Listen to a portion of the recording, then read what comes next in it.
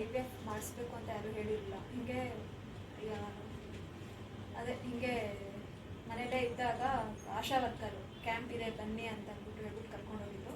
ಅಲ್ಲಿ first time ನಾನು ಹೋದೆ. ಸರಿ, ಆ ಟ್ರೀಟ್ಮೆಂಟ್ ತೊಗೊಂಡ್ರೆ ಮಗು ಆಗತ್ತೆ ಅಂತ ಅಂದ್ಕೊಂಡು ಇಲ್ಲಿವರೆಗೂ ಬಂದ್ವಿ. ಡಾಕ್ಟ್ರು ತರೀಕೆರೆಯಿಂದ ಬಂದ್ವಿ. ಇವಾಗ ನಮ್ಮ ಡಾಕ್ಟ್ರು ನೋಡಿನೂ ತುಂಬ ಖುಷಿ ಆಯಿತು. ಅಂದರೆ ನನಗೊಂದು ಕಾನ್ಫಿಡೆಂಟ್ ಬಂತು, ಸರಿ ನನಗೂ ಒಂದು ಮಗು ಆಗುತ್ತೆ ಅಂತ. ಮದುವೆಯಾಗಿ 12 ವರ್ಷದಿಂದ ಒಂದು ಸರಿನೂ ನಾನು ನನ್ನ ತಾಯ್ತನನ ನಾನು ಅನುಭವಿಸಿಲ್ಲ. ಸೊ ನನಗೂ ಒಂದು ಕಾನ್ಫಿಡೆಂಟ್ ಬಂತು. ಆವಾಗಲೇ ಬಂದಿದ್ದು, ಮತ್ತು ಇಲ್ಲೇ ಇದ್ದೀನಿ.